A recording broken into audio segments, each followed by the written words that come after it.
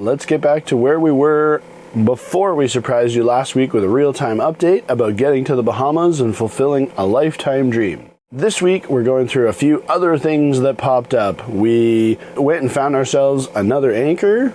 We ride out the biggest storm we've ever been through on the boat. My sister comes and does us a huge favor. We peel some decals off the boat. And we hire a diver to check our running gear and clean the bottom. I still wasn't 100% convinced that it was just the flange and thought, best to have somebody look at it. So, let's go. Hi there, I'm Matt, and this is my wife Kim and our daughter Aria. And we have decided to become live-aboard sailors. I know, we're nuts, but we think we're in good hands. Steer the boat to starboard!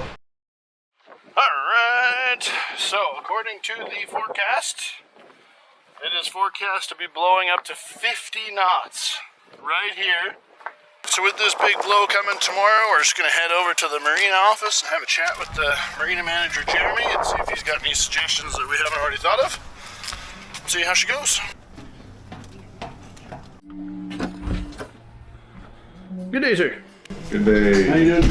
Doing all right. What's going on?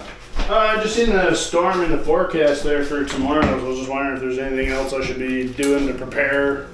Well, you want to secure the boat in the slip. Make sure that you got your lines doubled up, but then also too, just make sure all your sails are tightened down, wrapped up, real tight. Yeah. We're expecting, some 25 to 30 mile an hour sustained winds. So cool. Out of the southeast, we'll be protected, but at the same time, it'll be Better safe than sorry. Yeah, better safe than sorry, Yeah. and keep your jib and your mainsail from unraveling. Cool. Okay, well, I think I'm relatively prepared then. Just that check. Yep. You guys have been around the block a few more times than I have. Yeah, we're expecting water should rise a little bit, but we're not going to be up over the docks or anything else like that, so we should be good to go. Cool. Sounds good. Appreciate it, Jeremy. All right. Have a good one.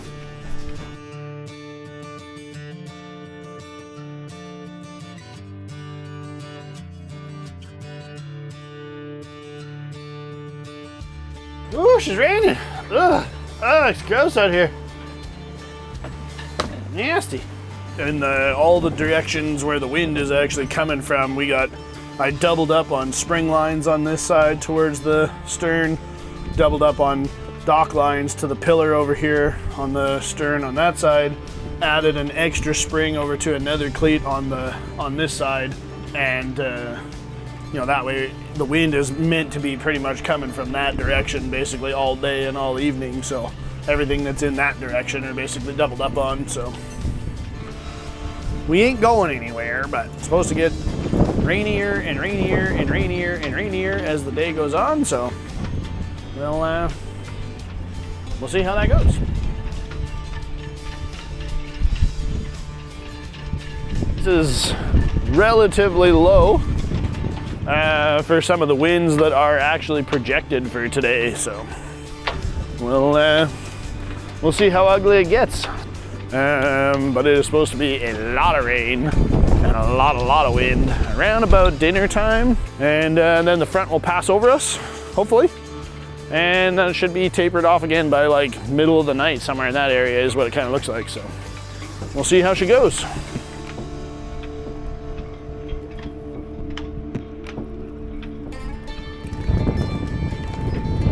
I doubt you can hear anything, but we're out for a windy walk. What was that, love? Holy, oh my God, we're not out there. Yeah, let's not go for a sail today, huh?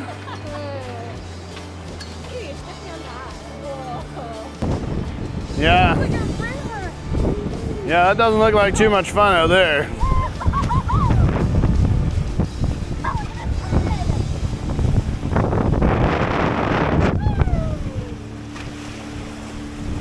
Well, it's about 9:30, 9:45 at night, and we seem to be through the worst of the front. The worst of it was well after dark, so it weren't that easy to try and get any filming of it, but we did see 43.9 knots of wind, which is the most I've ever seen on this boat. But things are all steadied out now. It rained a bunch after the wind kind of died down, but even the rain has kind of come to a stop now. I'm going to sign off for the night, so good night. This water level is bonkers, or lack thereof. This is crazy. Holy crap. It's like a step down to the boat by like 1.5 feet. It's the first time ever I've seen that. Hello and welcome. We're a week and a half from leaving. So we thought we would sit down and talk to you guys today because, as Kim just said, we're like 10 days from leaving. Up until like just the last few days, I actually never understood all the videos that we've seen in the past that talked about like the fear of leaving the dock. But I understand now. It's real. There's a lot of things that we want to do. Most of them aren't here. And we're going to have to leave the dock to do that. But the sanctuary of our little cozy spot here is pretty awesome. Yeah. A week tomorrow, this big cold front's supposed to be coming in, which sucks on multiple fronts. It's going to be extra cold here. It looks like it's also going to be extra cold for my sister's trip home with our truck and trailer. Our sort of Christmas gift from my sister is that she's flying in with a friend of hers, and they're taking our truck and trailer and driving it all the way back to Edmonton, Alberta. So 5,500 miles or something like that. It's crazy. It's awesome. We didn't expect to have such a hard time selling the trailer. We didn't really put a whole lot of effort into trying to sell the truck because we ran into roadblocks almost right away with the trailer. I think we'd be totally fine, especially if we were going to wait till like sort of spring/midsummer. But right now, every single RV dealer that we talked to within 150 miles, it's all said the same thing. Yard's full, 2024 stock arriving every day. All the used units we think we can handle in the yard, are already in the yard.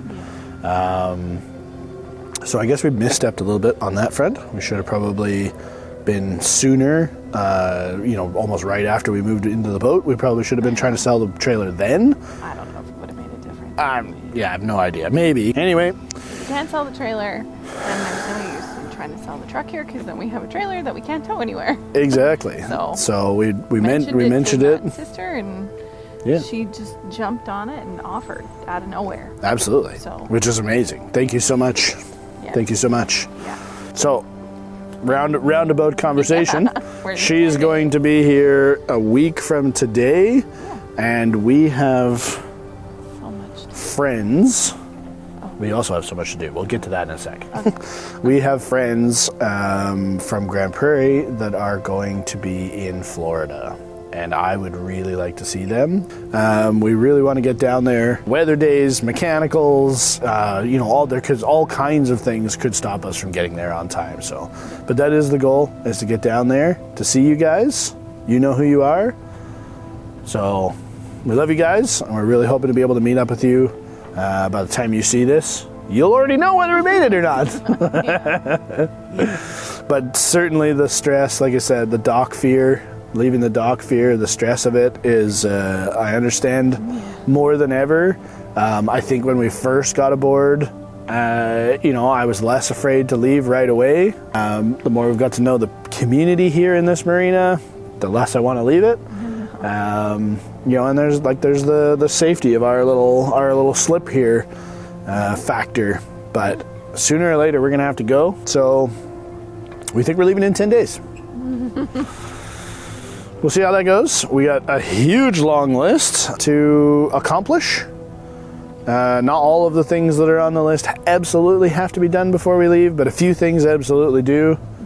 Things like oil changes, things like getting the truck totally ready for Carrie to be able to head out with it and the holiday trailer. We hope to be, probably next episode, maybe 2 episodes from now, probably the next episode, we hope to be on the ICW headed south, and we'll show you how that works for us. And we got a visitor. Well, hello. So, please, if you like what you're seeing from our episodes, please like and subscribe below.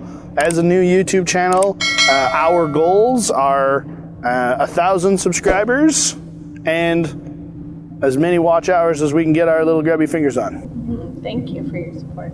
Thank you for watching. Please like and subscribe down below.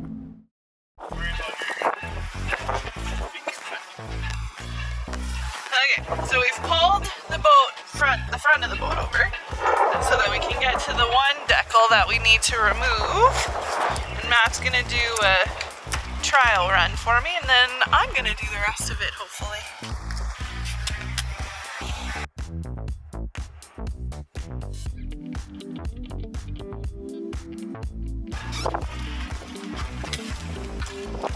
That handy dandy thing that we borrowed from a neighbor.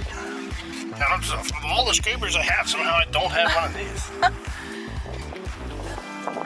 Oh, Don't worry, the decal itself is not actually going to be the hard part. All the glue that leaves behind is the part that really sucks. yeah, I was wondering, can you grip onto that? Like a sticker? Yes! Oh! Oh!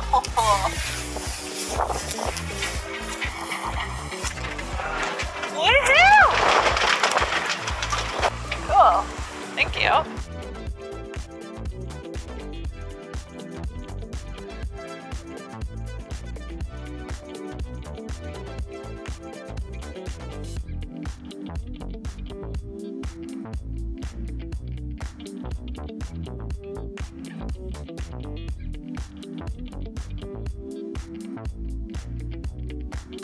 Haha! One side done. Obviously there's still a huge shadow, but I'm gonna take some goog onto it now and see how much we can get off.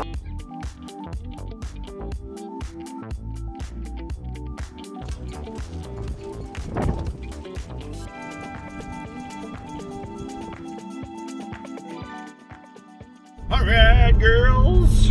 Where are we off to? Hopefully by an anchor. We're off to hopefully buy an anchor. Second anchor. A second anchor, yes. I'd highly recommend to have at least two. I'm more of like a 6 kind of guy, but turns out anchors are sort of expensive, so we're gonna scoot over to, I don't even know if it's a town or not. It's only about like 20-25 minutes from where we live. And go check out this anchor, and hopefully it's big enough to justify having, keeping, whatever. And yeah, then we might go for a little adventure after that, but we haven't decided yet, so we'll yeah, come along. Let's go find this anchor. Alright, so we got us an anchor. Pardon my truck box full of crap right now, but there is the anchor that we bought. It's not quite as big as I was hoping for, but I think it'll work just fine. It's technically rated for our size boat. We were hoping to get like a great big monster one for like a huge storm anchor, but it just, you know, couldn't find one. We've been looking for weeks or months, more than a month now, and we never found the right thing yet, so. Anyway, on our adventure today, we brought ourselves over to the Minnesota ferry terminal. That's those 2 ferries that we sailed our way through when we were out on our last trip or whatever. We were over here buying this anchor, so we figured we would swing by. Yeah, we're only like, what, 4 miles? Yeah. Yeah, 4 and a bit miles. That's this many kilometers for all the people back home. We're only 4 miles from here, so we thought we'd come on over and try and catch the ferry coming in to the terminal and see it from this angle. We're just gonna chill out over here and watch this ferry come in.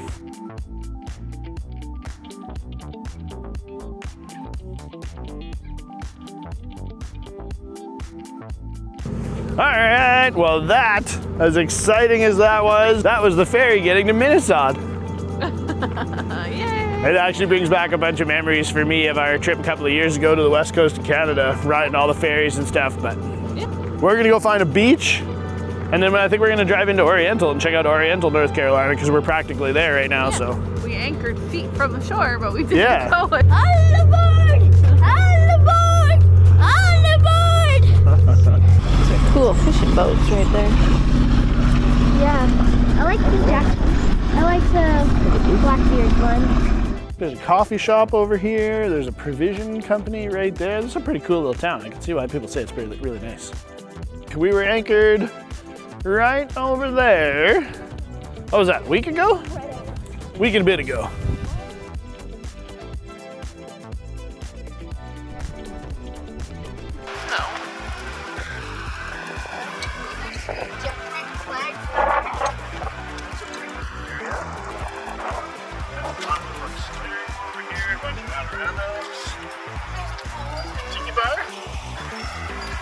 US 999.5 miles. Works. No big deal. Let's go.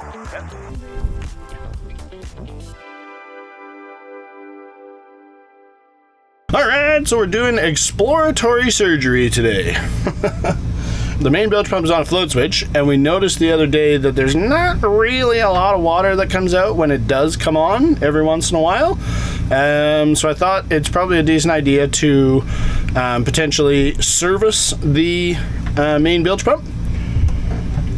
So I've taken a whole bunch of things apart to access the main bilge pump. This is what that looks like. We got cupboard sides, trim pieces over there. Pardon, the whole place is a mess because I've had to move a whole bunch of things.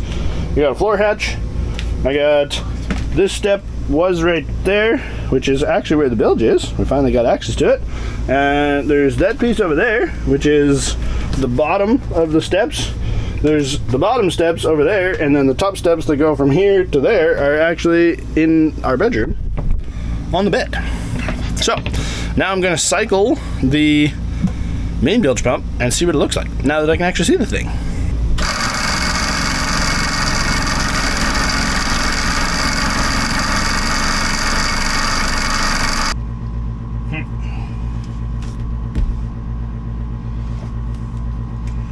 Well, the main bilge and the secondary bilge both have half or 3/4 inch, I don't know if it's ABS or PVC or what the heck it is, pipe that run all the way down into our bilge because our bilge is exceptionally deep. So that hard piping comes up, but then all of a sudden it turns into, to me, what looks like maybe fuel hose. So it's really quite a soft rubber hose. It's not like the reinforced style like a vacuum hose should be, in my opinion. It's also got quite a long loop on it, but I was moving those hard pipes around, I don't know, about a week ago when we noticed this bilge problem in the first place, and what I found was that at both ends of that soft rubber hose, it was at least partially, if not mostly, kinked. So I trimmed a little bit off the end, which I can show you that piece. That was the semi-permanent kink on the one end, so there's not a lot of room through the middle there anymore. So I trimmed the hose by a little bit because there was tons there. I trimmed the hose to get rid of that piece, and I reorganized the hose in there a little bit better so that hopefully both of the kinks theoretically won't happen again. We actually ended up repositioning the bilge pump. I turned it 90 degrees, which significantly lessened the likelihood of having any kink issues. And Aria went out and filmed the water for us. Yeah, I'll have a shot right now for you of the water squirting out the back the way it's supposed to. That's more like what it was before, but quite honestly, even when we very first moved aboard the boat, I think that little kink issue was already a bit of a problem at that point, because it's never come out like it does now. It's like a full-on garden hose, laminar flow out the back, which is good because that'll lessen the amount of time that it needs to run when it needs to run, which is pretty much never, but sometimes. Never now. See? Yeah, ever since we fixed that freshwater leak issue, or all 17 freshwater leak issues, now it doesn't really seem to run anymore. We get to put this all back together now? Yeah, now it's time to put the steps back together again. Success.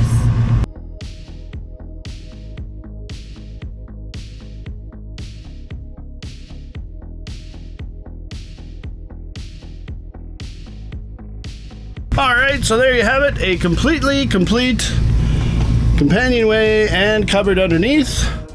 So, in light of the mysterious unbolting, we decided to get a diver to check our running gear. And I may have dropped a few things overboard for him to retrieve from the bottom.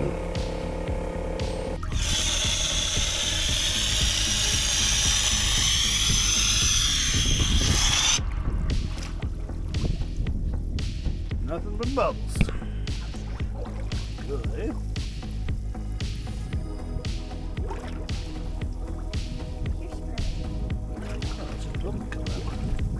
where he's breathing out. Right there. Yeah, he breathes out, and that's his bubbles coming up when he breathes out.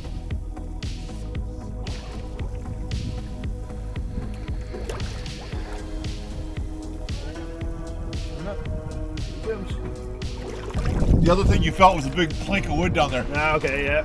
Let me check your zinc. Well, he's right underneath, so he's starting to drop. All right, so this is what our zinc looks like, which isn't too bad. I'm sure you can't really tell, but there's actually a lot more missing there than I thought there would be, considering it's only been on there for since November. So what's that, babe? November, December, January, middle. So 2.5 months. It's doing its job. There's no doubt about that. It's doing its job. That's a lot more dissolved than I thought it would be. I kind of thought you got like a year out of zincs, but apparently you only get like 5 months is what he said. About 10% a month. No, that's 10 months. So you only get about 10 months out of them, but usually these ones he said fail at about 60%, so you only get about maybe 5 or 6 months out of them. But yeah, it's doing its job. My sister's here. My sister's here. Ah! It's my sister. Welcome. Hi. My brother's Bill. Oh, yeah. Mechanics then. Alright, you should take this. There's something in here for you. Yeah. Grab me something. We spent a couple of days touring Carrie and Serena around the Newburn area, but all too quickly it was time for them to leave.